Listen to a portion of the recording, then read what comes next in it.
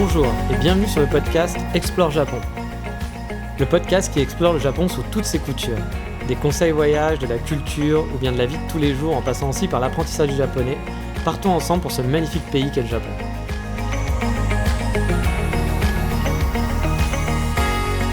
Bonjour à tous, aujourd'hui on va explorer Tokyo en profondeur. Alors pourquoi en profondeur ? Car je ne vais pas vous amener dans l'un des quartiers les plus connus de la capitale. Non, on va aller en banlieue, dans la charmante mais un petit peu bourgeoise banlieue de Jugaoka. Alors comme d'habitude, pour commencer, on va sortir son petit Google Maps pour situer un petit peu la ville. Elle est donc au sud-ouest de Tokyo, pas très loin de la grande rivière Tamagawa.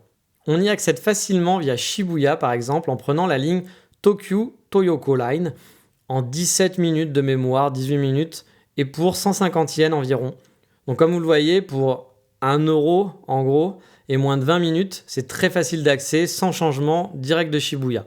Alors c'est vrai que quand on voyage à Tokyo, il y a déjà une tonne de choses à voir, d'attractions qui sont super touristiques. Mais personnellement, moi j'aime aussi beaucoup me balader dans les petites banlieues qui sont souvent très calmes et relaxantes à Tokyo. Vraiment, ça a un paysage un peu à part et ça vous change des quartiers qui bougent comme Shibuya, justement au Shinjuku, il y a énormément de monde. Donc voilà, je vous ai préparé un petit périple que je vous invite à faire. Donc à la base, c'est arriver donc à la station de la ville, Jugaoka, et sortir en direction du sud, en direction d'Okusawa. Alors oui, vous allez me dire, on s'éloigne tout de suite de la ville et vous trouvez ça un petit peu bizarre, mais vous allez comprendre pourquoi. Car au bout de 7 minutes de marche environ, je vous invite à vous poser dans l'un des meilleurs cafés du Japon, qui s'appelle Onibus Coffee. Ce coffee shop est tout petit, il y a peut-être juste 5-6 places seulement, mais il y a un grand banc dehors qui vous permet de vous poser par beau temps, qui est juste à côté d'une ligne de chemin de fer et ça a vraiment son charme. Personnellement, j'adore l'ambiance des lignes de chemin de fer au Japon. Je sais pas pourquoi, mais j'adore entendre le son des trains, voir les trains traverser la ville dans les rues, les quartiers, avoir ces passages à niveau la nuit qui ont un charme fou. Vraiment, j'aime beaucoup l'ambiance des trains au Japon. Et donc, comme je vous le disais, le café, c'est un des meilleurs du Japon. Il existe 2 autres coffee shops de la même marque, le plus connu étant à Nakameguro. La plupart des gens qui adorent le café connaissent cette marque. Mais son café est souvent servi un peu partout dans le Japon aussi. À Kyoto, par exemple, je me souviens que dans certains coffee shops, on pouvait retrouver la marque Onibus Coffee et les baristas servaient du café, des grains de café qui venaient d'Onibus Coffee. Et dans celui que je vous conseille, en plus, vous allez avoir des super pâtisseries qui sont vraiment délicieuses. Quand j'y suis allé, j'ai pu discuter avec la barista qui s'occupait de faire les gâteaux. Elle était franchement super fière de ses gâteaux et de ses pâtisseries. Elle m'avait expliqué que son rêve, c'était de les voir exportés partout dans le monde. C'était vraiment son rêve à elle, parce qu'on avait discuté de nos désirs pour le futur. Et elle était vraiment hyper fière et elle avait de quoi, parce que franchement, les gâteaux étaient vraiment super bons. Et comme d'habitude, je me souviens, la barista avait retenu mon prénom. Et 1 semaine plus tard, je retournais donc pour la 2e fois dans le café. Et j'étais accueilli super chaleureusement par mon prénom, comme si j'étais un habitué. Même les Japonais qui étaient sur place, quand ils m'ont vu arriver, ils se sont posé la question en disant ce gaijin il doit habiter dans le quartier, parce que vraiment j'étais accueilli comme si je venais tous les jours dans le café alors que c'était seulement la 2e fois. Et c'est toujours un petit moment honteux pour moi, ce genre de moment, parce que moi j'ai vraiment du mal à retenir les prénoms. Il me faut, alors déjà les prénoms français c'est déjà le cas, mais avec des prénoms japonais c'est encore plus dur. Il me faut souvent 2 mois pour retenir un simple prénom alors qu'en 5 minutes ils se rappellent de vous. Donc c'est toujours un petit peu gênant vis-à-vis des gens qui vont vous dire bonjour, comment ça va Nicolas ? Bonjour, comment ça va Nicolas ? Alors que vous êtes là, oui, bonjour, ça va très bien, et toi ? Parce que je me souviens pas du prénom, c'est toujours un petit peu gênant. Et j'ai eu quelques moments gênants comme ça, mais je vous en parlerai dans des futurs épisodes de podcast, de petits moments un peu awkward, un peu gênants pour ma part, mais qui sont des bons souvenirs au final. Mais bon, reprenons notre balade. Une fois la pause café terminée, je vous invite à suivre la ligne de chemin de fer vers le nord, jusqu'à la gare qui est juste à côté. Puis remonter encore un peu dans les petites ruelles qui sont assez charmantes, en direction de la gare de Midori-gaoka. Ici, on va pas prendre le train, mais on commencera en fait à suivre une coulée verte qui vous ramènera jusqu'à Jugaoka. Et cette balade dans cette coulée verte est vraiment super relaxante. On croise plein de petites maisons qui sont trop mignonnes, dans une ambiance vraiment typique urbaine japonaise. C'est calme, c'est mignon, j'ai adoré me balader là-bas. Et qui dit coulée verte dit beaucoup de verdure, dit aussi espace pour les piétons. Donc c'est vraiment chouette de remonter doucement, c'est pas très très long en plus, ça vous fait pas un trajet de 2 heures à pied à faire, de remonter doucement vers le centre-ville, là où vous êtes arrivé. Et là aussi, passion chemin de fer, on va traverser une ligne de chemin de fer et un passage à niveau avant d'arriver dans le centre-ville. Là aussi, c'est vraiment encore super cute, super kawaii comme on dit. Et après, on va arriver directement dans le centre-ville, on va trouver une ribambelle de magasins. À savoir que la coulée verte continue assez loin en fait, Mais si vous voulez rester dans le centre-ville, il faudra du coup à un moment bifurquer de cette petite coulée verte pour profiter vraiment du centre-ville et de tous les commerces. Et je vous le conseille parce qu'il y a plein de rues commerçantes qui sont super mignonnes.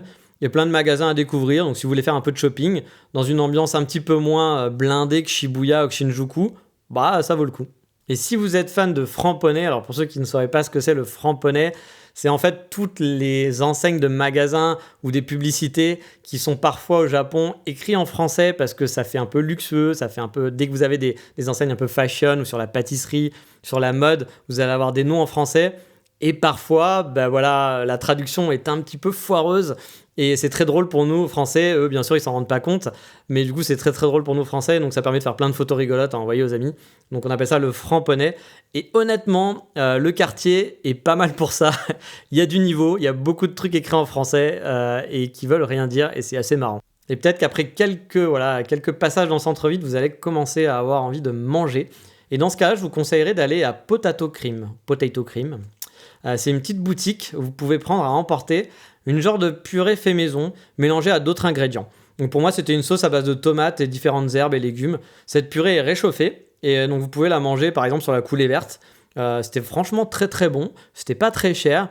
Et voilà, ça fait une petite pause, un truc à emporter. Je crois qu'on peut manger sur place aussi, mais il me semble que le lieu était petit. Moi, je vous conseille plutôt, s'il fait beau, de prendre à emporter, de râler sur la coulée verte, trouver un banc, trouver un petit endroit pour vous poser et manger tranquillement. La coulée verte, elle est très très proche, elle est à peine à 5 minutes à pied. Donc c'est assez chouette de pouvoir se poser. Et franchement, c'était délicieux. C'était vraiment très très bon.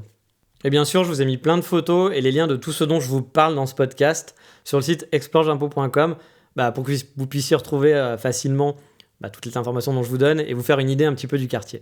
Toujours dans la thématique shopping, mais là, ce serait plus pour les amoureux de manga et différents goodies. Il y a un magasin qui s'appelle Village Vanguard. C'est un magasin qu'on peut trouver dans plusieurs quartiers à Tokyo. Un des plus célèbres est à Shimokitazawa, qui est très grand justement. Et là-bas, j'ai pu trouver des petites perles et des raretés. J'ai trouvé des stickers, par exemple Dr. Slump, là-bas pour pas cher, et qui étaient difficiles à trouver. Donc j'étais assez content. Donc voilà, vous pouvez faire un petit passage là-bas. Je pense que si vous êtes fan de manga et autres, vous allez peut-être trouver des trucs qui vont vous faire plaisir là-bas. Et dans le nord du centre-ville, on va trouver une curiosité avec un centre commercial qui s'appelle La Vita, qui recrée une petite Venise. Alors personnellement, j'y suis pas allé parce que j'avais oublié en fait, tout simplement. Je savais qu'il y avait ça. C'est en gros en fait l'attraction principale quand on va parler de la ville. C'est-à-dire que dans les guides touristiques, si on va parler de cette ville-là, on va vous dire d'y aller à cause de ça principalement. Moi je l'ai pas fait, voilà. Désolé, je peux pas vous dire si c'était sympa ou autre, mais au vu des photos, ça a l'air assez chouette. Ça reste dans le centre-ville, c'est très facile d'accès, donc pourquoi pas passer un œil. Et voilà, il y a peut-être des photos rigolotes à faire. Et puis voilà, c'est toujours marrant ce côté un petit peu centre commercial par d'attractions qu'on peut trouver parfois au Japon. Enfin bref, vous l'aurez compris, vous pouvez passer une bonne après-midi à flâner dans les rues. Ou si vous n'êtes pas trop boutique, vous pouvez ensuite aller en direction de la Tamagawa, donc cette grande rivière, qui est à 30 minutes à pied environ. Il y a un super point de vue en plus sur la rivière qui surplombe totalement cette rivière. Et tous les quartiers autour sont très bourgeois. Et du coup, vous allez pouvoir découvrir des magnifiques demeures, des super maisons. Si vous êtes fan d'architecture, vous allez en avoir plein les yeux.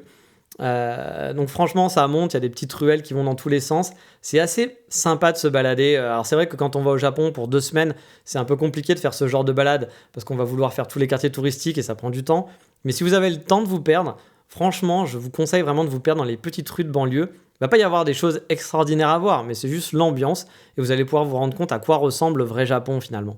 Une autre option sinon, c'est aller de rejoindre le parc olympique de Komazawa. Moi perso, je l'ai fait en marchant, c'était un petit peu long, il n'y avait pas d'attraction super waouh sur le chemin, mais comme je vous le disais, j'adore me balader dans les quartiers résidentiels. C'est assez rigolo, ça monte, ça descend, ça serpente dans tous les sens. Si vous aimez l'architecture, vous pouvez voir plein de maisons différentes. Et c'est plutôt paisible. Donc moi j'aime bien, mais je pense que vous pouvez y aller via un train ou via un bus. Ça doit être assez facile d'accès. Et le parc olympique est assez mignon. Il y a plein de petites balades à faire, il y a des cafés autour, mais ça j'en parlerai dans une autre émission. Donc si vous en avez un peu marre de la foule, cette ville franchement sera parfaite. C'est seulement à 20 minutes de Shibuya. Ça vous permet de changer complètement d'environnement et de passer quelques heures agréables. C'est vraiment un quartier personnellement que j'aime beaucoup pour ma part. Je dois avouer que même si je devais habiter là-bas, why not, je serais pas contre. On est quand même proche, comme je vous dis, à 20 minutes de Shibuya. Alors après, je pense que c'est un petit peu bourgeois au vu des maisons et au vu des gens qui étaient sur place. J'ai vu qu'il y avait beaucoup de Français aussi qui avaient l'air d'habiter sur place. Donc je pense que c'est un quartier qui nécessite quand même d'avoir les moyens pour habiter là-bas. Mais au final, ça fait une balade qui est plutôt chouette. Moi, je vous le conseille, j'ai vraiment bien aimé. Mais maintenant, il est temps de passer au coup de cœur du moment.